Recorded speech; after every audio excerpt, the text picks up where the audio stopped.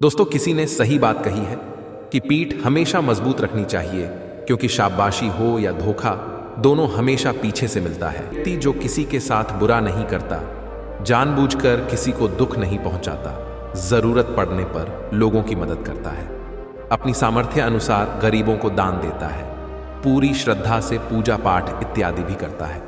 लेकिन जब ऐसे व्यक्ति के साथ कोई अनहोनी, बड़ी दुर्घटना, अन्याय या कुछ गलत होता है, तो लोगों के मन में सिर्फ एक ही प्रश्न उठता है कि अच्छे लोगों के साथ ही बुरा क्यों होता है। तो आज हम इस प्रश्न का उत्तर जानने की कोशिश करेंगे, और ये कहानी आपको सिखाएगी कि जिंदगी में जब धोखा मिले तो क्या करना चाहिए। बहुत समय पहले की बात है, एक व्यापारी का नया नया प्रेम विवाह हुआ था। उनकी प्रेम कहानी की लोग मिसाल देते थे। वह जोड़ा शानदार जोड़े के नाम से जाना जाता था। लोग कहते थे कि प्यार हो तो ऐसा हो। हर किसी को उनके परंपरागत था। पूरे नगर में जब मशालें बुझ जाती थी, तब भी उनकी छत पर एक मशाल जल रही होती थी। पूरी रात जलती थी उनके प्रेम के बारे में। वहां के राजा रानी को भी मालूम था। एक दिन राजमहल की छत पर खड़े होकर के राजा साहब अपनी रानी के साथ में आकाश में देख रहे थे, चांद तारे देख रहे थे। उसके बाद में नीचे अपने नगर को देखा। अंधेरा था, लेकिन एक मकान की छत पर मशाल जल रही थी। दोनों ने एक दूसरे को निहारा। उसके बाद में चर्चा शुरू हुई। बात होने लगी इस बात पर कि उस व्यापारी का जो प्रेम विवाह हुआ है, उस जोड़े के बारे में लोग कहते हैं कि बहुत प्यार है दोनों में, ये कैसे हो पा रहा है, शादी इतनी अच्छी कैसे चल रही है। राजा ने कहा कि सारा जो साथ है वह पति दे रहा है। पति बहुत समझदार है, उसकी वजह से वो रिश्ता इतना खूबसूरत है। रानी ने कहा, ऐसा नहीं है, पत्नी बहुत समझदार है, पत्नी बहुत सभ्य है, संस्कारी, उसको समझ है कि रिश्ते को कैसे संभालना है, उसकी वजह से रिश्ता इतनी खूबसूरती से पनप रहा है। दोनों के बीच में चर्चा होने लगी। राजा ने कहा, वाद विवाद करने से कुछ नहीं होगा। राजा ने सोच विचार करके कहा कि एक काम करते हैं, एक छोटी सी परीक्षा रखते हैं। रानी ने कहा, ठीक है, क्या करना है बताइए।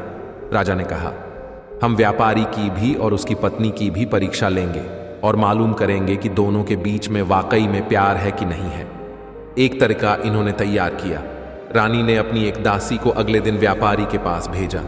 अपने एक संदेश के साथ में वह जो दासी थी व्यापारी के पास गई और जाकर के कहा कि रानी साहिबा ने मुझे भेजा है। और रानी साहिबा कह रही हैं कि अगर आप मुझे कहते हुए थोड़ा सा हिचक हो रही है। व्यापारी ने कहा, बोलिए ना, क्या बात है, क्या कह रही है। रानी साहिबा तो दासी ने कहा कि रानी साहिबा कह रही है कि अगर आप अपनी पत्नी की हत्या कर दें तो रानी जी आपसे शादी करने के लिए तैयार है। वो आप पर मंत्रमुग्ध हो गई है, आपसे मोहित हो गई है। व्यापारी ने कहा कि आप मेरी तरफ से उनसे माफी मांगिए और उनसे कहिए कि 1000 रानियां भी आ जाएं, तब भी मैं अपनी पत्नी को नहीं त्याग सकता। जिंदगी भर उसके साथ रहूंगा, उसकी रक्षा करूंगा। वह दासी यह संदेश लेकर के वापस रानी के पास आई, और अब की बार जो थी बारी वो राजा की थी, और अब परीक्षा होना था उस व्यापारी की पत्नी का। राजा ने एक नौकर को वहां भिजवाया, एक संदेश उसके साथ में भिजवाया। नौकर ने जाकर के उस व्यापारी की पत्नी को कहा। उसी दिन उसके घर पहुंच करके व्यापारी की पत्नी से कहा, एक संदेश राजा साहब ने भिजवाए हैं और वह कह रहे हैं कि अगर आप अपने पति की हत्या कर दें तो राजा साहब आपसे विवाह कर लेंगे और आपको हमारे राज्य की रानी घोषित कर देंगे। बहुत ही चौंका देने वाली बात थी। जो व्यापारी की पत्नी थी, उसने कहा कि आज रात में 2 से 3 बजे के बीच में हमारे की छत पर जो मशाल जलती रहती है वह बुझ जाएगी, और जब वह बुझ जाए तो समझ जाइएगा कि मैंने अपने पति की हत्या कर दी। व्यापारी की पत्नी कहती है, मैं राजा साहब का ये जो प्रस्ताव है इसे मानने के लिए तैयार हूं। नौकर यह संदेश लेकर के दौड़ करके राजमहल गया और राजा को बताया कि वह व्यापारी की पत्नी आपका प्रस्ताव स्वीकार कर चुकी है और आज रात में वह अपने पति की हत्या कर देगी। उसने कह दिया है। राजा ने फटाफट से अपने सैनिकों की एक टुकड़ी तैयार की और कहा कि देखिए, हमें बचाव के लिए तैयार रहना है। जैसे ही वो मशाल बुझेगी, फटाफट से उस व्यापारी के घर में जाना है, उसको बचाना है, उसकी जान बचानी है। सबने कहा, ठीक है। राजा राजमहल की छत पर चढ़ा, रानी भी साथ में थी। दोनों देख रहे थे कि क्या वाकई में वहां मशाल बुझेगी या नहीं बुझेगी। चौंका देने वाली बात यह थी कि 2 से 3 बजे के बीच में मशाल बुझ गई। क्योंकि व्यापारी जब वापस आया था अपनी दुकान से तो खाना खाने के बाद जब सोने चले गए थे, सारी बातें वैसी ही चल रही थी जैसी चलती थी। लेकिन इस बीच में उस व्यापारी की पत्नी ने खेल शुरू कर दिया था। व्यापारी की पत्नी ने एक फांसी का फंदा तैयार किया था और 2 से 3 बजे के बीच में अपने पति को ही फांसी पर लटका दिया था। जैसे ही वह मशाल बुझी, राजा के सैनिक दौड़ करके उस व्यापारी के घर में गए। व्यापारी की पत्नी को तो गिरफ्तार कर लिया, लेकिन उस व्यापारी की जान को नहीं बचा सके।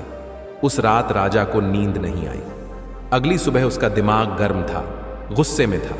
खुद से उसको गुस्सा आ रहा था कि यह क्या हो गया। उसे महिलाओं को देखने का मन नहीं कर रहा था। उसे नारी से नफरत हो गई थी।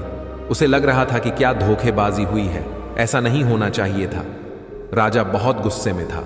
जो उनके राज्य का सबसे बुद्धिमान मंत्री था, जो सबसे बड़ा मंत्री था, उसको बुलाया और कहा कि सुनो, अभी जंगल में जा रहा हूं, शिकार के लिए वापस आऊंगा शाम में। तब तक हमारे नगर में जितनी महिलाएं हैं सबके गले कटवा दो, सबको फांसी पर लटवा दो। यह मेरा आदेश है और आपको मानना होगा। राजा को पता नहीं क्या हो गया। राजा घोड़े पर सवार होकर के जंगल की तरफ निकल गया। यहां मंत्री के होश उड़ गए। उसे समझ नहीं आ रहा था कि क्या हो रहा है। राजा साहब ने क्या उलूल जुलूल सा आदेश दे दिया। उन्हें महिलाओं से नफरत हो गई। मंत्री को कुछ समझ नहीं आ रहा था। वह अपने घर गया और अपने बूढ़े पिता के पास गया, जो कि एक वक्त में उस राज्य का मंत्री था, और जाकर के कहा कि पिताजी, राजा पागल हो गया है। राजा कह रहा है कि जितनी भी नारियां हैं, जितनी महिलाएं हैं, उन्हें खत्म कर दो। उसे नारी जाति से नफरत हो गई। वो जो बूढ़ा पिता था, उस मंत्री का, उन्होंने कहा कि बेटा एक काम करो, सबसे पहले तो तुम छुप जाओ, क्योंकि राजा आएगा तो गुस्सा तुम पर ही निकालेगा। मैं उससे बात कर लूंगा, तुम परेशान मत होना। उसके बाद शाम में राजा वापस आया और आकर के देखता है कि उसके नगर में वैसे ही महिलाएं घूम रही हैं। उसका गुस्सा और बढ़ गया। अपने राजमहल में मंत्री को ढूंढा नहीं मिला तो उसके घर पहुंचा। घर जाकर के पूछा तो मालूम चला कि मंत्री वहां नहीं था। वह था उस मंत्री का बूढ़ा पिता। उस मंत्री के बूढ़े पिता के पास राजा गया। उस मंत्री के बूढ़े पिता ने कहा, राजा साहब की जयकार हो। राजा साहब, कैसे आना हुआ? राजा तो गुस्से में भरा हुआ था। उसने बोला कि तुम्हारा बेटा कहाँ गया? उसको मैंने एक आदेश दिया था, उसने माना नहीं। अब मैं उसका गला सबसे पहले कटवा दूंगा। मुझे उससे नफरत हो रही है। मंत्री के बूढ़े पिता ने राजा से कहा कि मुझे मालूम है आप क्यों परेशान हैं। आपके एक फैसले की वजह से एक व्यक्ति की जान चली गई, और आपके सामने जो आपको लगता था कि प्यार वाला रिश्ता है, वो धोखेबाजी वाला रिश्ता निकला है। आप वो जो धोखा मिला है उससे परेशान हैं। इस बात से आपको अंदर ही अंदर इस बात ने इतना परेशान कर दिया कि आप सारी नारियों को खत्म करना चाहते हैं। लेकिन राजा साहब, आपका आदेश माना जाए उससे पहले, क्योंकि मैं आपके पिताजी के राजपाट जब उनका था उस वक्त में मंत्री था। तो मेरी एक छोटी सी बात सुन लीजिए। उस वक्त की कहानी मैं आपको सुना देता हूं, आपको सब समझ में आ जाएगा। राजा ने कहा, सुनाइए। फटाफट से। क्या बात है आपके पास? तो उस मंत्री के बूढ़े पिता ने, जो एक वक्त में उस राज्य का मंत्री था, उसने एक छोटी सी कहानी सुनाई। उसने कहा कि राजा साहब, एक बार मैं आपके पिताजी के साथ में शिकार के लिए निकला था। हम रास्ता भटक गए थे। मैं जंगल में अंदर की तरफ चला गया। मुझे बाहर निकलने का रास्ता नहीं मिल रहा था। तभी मैंने देखा कि एक योद्धा अपने घोड़े पर सवार होकर के आया। उसने रस्सी मुझ पर फेंकी और मुझे बांध करके अपने साथ ले गया। मुझे पता नहीं था कि कहाँ ले जा रहा है। वह मुझे कब्रिस्तान में लेकर के गया। जब कब्रिस्तान में लेकर के गया तो मुझे लगा कि मेरा खेल यहीं खत्म होगा। मैंने अपनी जान बचाने की बहुत कोशिश की, लेकिन वो बहुत ताकतवर था। एक कब्र के पास में, उस कब्र के ठीक नीचे की तरफ उसने गड्ढा खोदना शुरू किया और मुझसे कहा कि चुपचाप मेरा साथ दो। हमने मिलकर के वहां 2 कब्र खोदी। मुझे तो समझ में आ गया था कि एक में तो मुझे दफनाया जाएगा, मेरी मौत होने वाली है। दूसरी में किसको दफनाया जाएगा मुझे पता नहीं था। जो योद्धा था वहीं पास में खंडहर था। फटाफट से दौड़ के गया उसकी छत पर। उसने मुझे घोड़े से बांध रखा था और उस छत पर से एक सरकटी लाश नीचे फेंक दी। मैं डर गया, क्योंकि वो जिसकी लाश थी, ऐसा लग रहा था कि अभी अभी उसकी हत्या की गई है। वह योद्धा छत से नीचे उतर करके वापस नीचे आया और मुझसे कहा कि सुनो, इसको दफनाना है। जो कब्र थी उसके पैरों की तरफ जो लाश थी उसको दफना दिया गया। मैं डर रहा था। राजा साहब, मुझे लगा था कि जो दूसरी कब्र है इसमें मुझे दफनाया जाएगा, लेकिन उस योद्धा ने जो मुंह पर कपड़ा बांधा हुआ था उसे हटाया। वो एक खूबसूरत कन्या थी, महिला थी। उसने कहा कि घबराओ मत, मुझे मालूम है तुम कौन हो। तुम इस राज्य के मंत्री हो और इस राज्य के राजा को जाकर के मेरा संदेश देना। उनके एक राजकुमार ने मेरी हंसती खेलती जिंदगी को बर्बाद कर दिया और राजकुमार मुझे पाना चाहता था, इसलिए मेरे पति की हत्या कर दी। यह मेरे पति की कब्र है जिसके नीचे एक और कब्र मैंने खोदी है, और यह जो लाश है यह उसी राजकुमार की लाश है जिसे हमने दफना दिया है। और उसके बाद वो बोलती चली गई कि अब मैं अपना गला काट रही हूँ, मैं अपनी जान दे रही हूँ, मैं अपने पति के पास वाली कब्र में जिंदगी भर आजीवन रहूंगी। जब तक नामो निशान रहे हम दोनों का तब तक के लिए दफन होना चाहती हूँ। यह जिंदगी खत्म करना चाहती हूँ। अगली जिंदगी में भी हम जहाँ मिले हम साथ रहे। इसी तमन्ना के साथ मैं पास में दफन होना चाहती हूँ, मुझे दफन कर दीजिएगा। और यह बोल करके उसने अपना गला काट दिया। राजा साहब, उस दिन मुझे समझ में आया कि सच्चा प्यार क्या होता है। उस महिला ने जो अपनी जिंदगी कुर्बान कर दी अपने पति के लिए, उसने मुझे सिखाया कि सच्चा प्यार क्या होता है। आप इस बात से परेशान हैं कि वह जो व्यापारी है उसकी पत्नी ने उसे धोखा दे दिया। आप इस महिला के बारे में सोचिए जिसने अपने पति के लिए अपनी भी जान दे दी। सिर्फ एक महिला के धोखेबाजी की वजह से आप सारी महिलाओं को कहां फांसी पर लटकाने के लिए चले थे। अपने फैसले को बदलिए। राजा को समझ में आ गया, समझ में आ चुका था कि वह कितनी बड़ी गलती कर रहा था। असल में दोस्तों, एक पति पत्नी का एक जोड़ा अपनी छोटी सी बैलगाड़ी में बैठकर राज अधिकारी के पास आता है और धन के बदले उन्हें सुरक्षित जंगल पार करवाने के लिए कहता है। लेकिन राज अधिकारी यह कहते हुए उन्हें मना कर देता है कि अभी जल्दी रात होने वाली है, इसीलिए वह उनकी और अपने सैनिकों की जान खतरे में नहीं डाल सकता। उन्हें जंगल पार करने के लिए सुबह तक का इंतजार करना पड़ेगा।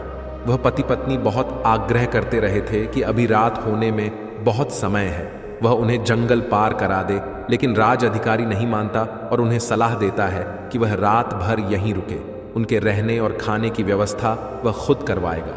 पति पत्नी को मजबूरन उस राज अधिकारी की बात माननी पड़ती है। असल में उस राहगीर की पत्नी बहुत सुंदर थी, जिसे देखकर राज अधिकारी उस पर मोहित हो गया था। उस पर काम वासना हावी हो जाती है, और जब व्यक्ति पर काम वासना हावी हो जाती है तो उसे सही गलत कुछ समझ नहीं आता। वह आसक्ति की आग में जलकर अंधा हो जाता है, और यही उस राज अधिकारी के साथ भी हुआ। उसने उन दोनों पति पत्नी के रहने और खाने की व्यवस्था तो कर दी, लेकिन साथ ही वह उसकी पत्नी को पाने की तरकीबें सोचने लगा। उसे एक तरीका सूझा। उसके पास एक बड़ा सा हीरा था। उसने उस हीरे को रात में चुपके से उस आदमी के बैलगाड़ी के सामान में छुपा दिया, और सुबह होते ही हल्ला मचा दिया कि उसका कीमती हीरा किसी ने चोरी कर लिया है।